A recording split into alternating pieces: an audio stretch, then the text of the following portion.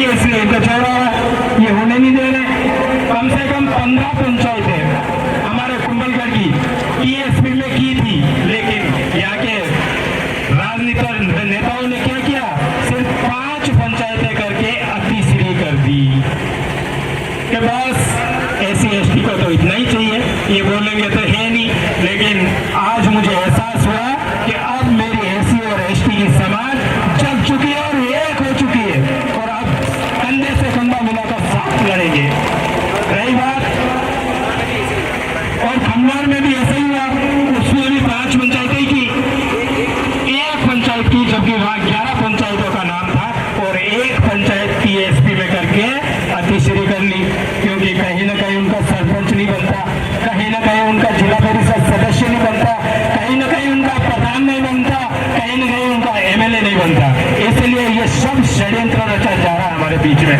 और हमारे समाज के लोग आज भी गौरी नाच है। अरे एक दिन तो समाज यहाँ बैठी हुई थी, एक दिन सती के छात्र में आकर आप गौरी खेल लेते, प्रशासन को पता बन जाता कि ये गौरी यहाँ भी खेली जा रही है, तब जाके समाज की ताकत का पता पड़ता।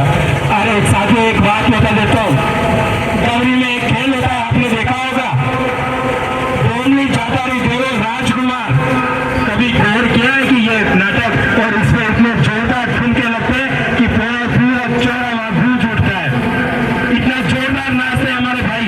लेकिन इस पर गौर किया किसी ने कि ये किस पर है? डोमनी जाटारी देवल राजकुमार, जब देश आजाद हुआ था उस समय देवल राजकुमार जो कहते हैं वो जाटों का राजकुमार था, और दिन को वो काम करता था और रात को घोड़े पर बैठकर वो उनकी समाज के अंदर, जाटों के अंदर घूमता था कि ये देवा राजकुमार बोल रहा है कि ये बोमली यानी कि ये भूमि, ये जमीन, इस जमीन पर कब्जा करना चालू कर दो। आज सबसे ज्यादा जाकर किसी के पास जमीन है तो वो जाटों के पास है, और हमारे तो वो उस जमीन पर नाचने में लगे हुए हैं। इसलिए अपने साथी, अभी हमारे अंधविश्वास की बहुत है, मैं ये नहीं कहता कि एक बार में बंद कर दो आप सारी चीजें, आप धीरे धीरे करो, गौरी कोई गलत चीज नहीं है, लेकिन उसको प्रोफेशनल में लाओ, उसको प्रोफेशनल तरीके से नाचो। और इस गौरी में या आने वाले 26 सालों में गौरी हो तो सबसे पहले अपना फर्ज बनता है कि जो स्कूल में बच्चे पढ़ रहे हैं उन बच्चों को कम से कम, उन बच्चों की शिक्षा नहीं बिगड़े, उन बच्चों को स्कूल भेजे, शिक्षा से वंचित नहीं करे, उन बच्चों को पढ़ाए। आप तो निकाल लोगे गौरी का समय, लेकिन बच्चों का भविष्य खराब हो जाएगा।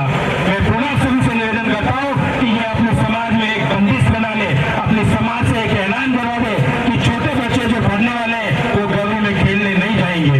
हमारी तमाम मांगों को मैं भी प्रशासन से सूचना कर देता हूँ कि आपके आला अधिकारी को आप यहाँ बुलाकर हमारे बीच, आप जिन जिन बातों से हमारे से सहमत है उनको बुलाकर आप यहाँ इन बातों को हमारे बीच में, हमारी समाज के बीच में आकर के कोई 2, 4 या 5 लोग हम आकर वहाँ आपसे इस पर चर्चा नहीं करेंगे। चर्चा होगी तो हमारी समाज के जातियों के बीच में चर्चा होगी।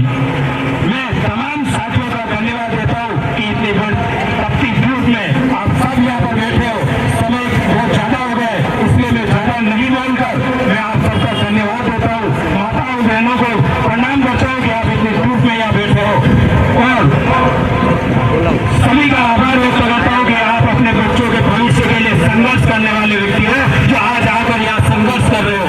लेकिन आज टेंशन न ले, आप दुखी ना हो, जो घरों में बैठे हैं वो भी कल अपने साथ में होंगे, वो भी अपने साथ आएंगे और अपने साथ कंधे से कंधा मिलाकर अपने साथ संघर्ष करेंगे।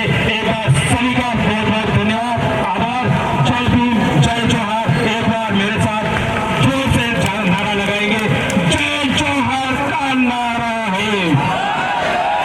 सभी का आभार, धन्यवाद।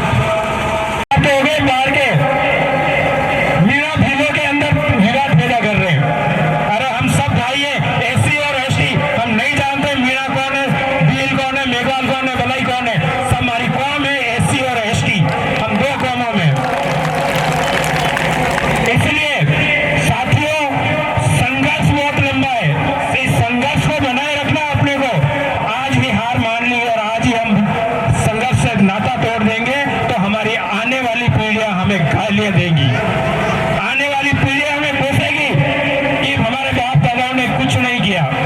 इसलिए आने वाली पीढ़ियों का अगर आप सुधार चाहते हो, आने वाली पीढ़ियों का अगर आप विकास चाहते हो, तो उनके लिए आपको संघर्ष करना पड़ेगा और संघर्ष के बिना आपको जीत हासिल नहीं होगी। संघर्ष सबसे महत्वपूर्ण है। साथ ही हमारे मुद्दा टाइगर रिजर्व का है। हमारे लोग टाइगर रिजर्व के अंदर आ रहे हैं, उनको जगहों से बेदखल किया जा रहा है। क्या ये टाइगर रिजर्व उदयपुर सिटी में ले जाके उदयपुर सिटी के सारे लोगों को बाहर निकाल दो, वहां ले जाके टाइगर रिजर्व कर दो ना? है हिम्मत इनमें? हमारे भोले भाले लोग जो जंगलों में बसे हुए उनको वहां से निकालने की कोशिश की जा रही है। हमें ये कतई बर्दाश्त नहीं है और हम मर मिटेंगे, लेकिन हमारे भाइयों का हक अधिकार हम नहीं खोने देंगे। चाहे इसके लिए हमें हमारा बलिदान देना पड़े, हम देंगे, लेकिन हमारे भाइयों के लिए सबसे आगे आकर खड़े रहेंगे। हमें नहीं करनी कोई राजनीति, हमें नहीं करना कोई राजनीतिक षड्यंत्र। हम अपने भाइयों के लिए, समाज के लिए हमेशा खड़े रहेंगे। चाहे उसके लिए गर्दन कट जाएगी तो उसका बलिदान देने के लिए भी तैयार है। साथ ही बहुत सारी मांगे हैं जो आपको डॉक्टर साहब आपके बीच में बताएंगे, हमारी कौन कौन सी मांगे हैं और हमारी वाजिब मांगे क्या क्या है, और उस पर प्रशासन हमें क्या क्या कहता है, प्रशासन किन किन मांगों पर सहमति बनती है हमारी, वो डॉक्टर साहब आपको बताएंगे। साथ ही हमारे यहाँ सरकारी स्कूलों में सबसे ज्यादा किसके बच्चे पढ़ते हैं? एससी और एसटी के, और स्कूलों में सारे पद खाली है। कारण क्यों? हमारे बच्चे पढ़ रहे हैं ना, और अधिकारियों के या अन्य लोगों के थोड़ी पढ़ रहे हैं, पैसे वाले लोगों के उन स्कूलों में बच्चे थोड़ी पढ़ रहे हैं। अगर उनके बच्चे पढ़ते तो उनमें स्टाफ की कमी नहीं आती, लेकिन हमारे बच्चे पढ़ रहे हैं, इसलिए सोच रहे हैं कि कहीं ये पढ़ लिख कर कलेक्टर, IAS, IPS बन जाएंगे तो हमारा जीना आराम हो जाएगा। हम कैसे मुंह बताएंगे? अरे इतनी जल्दी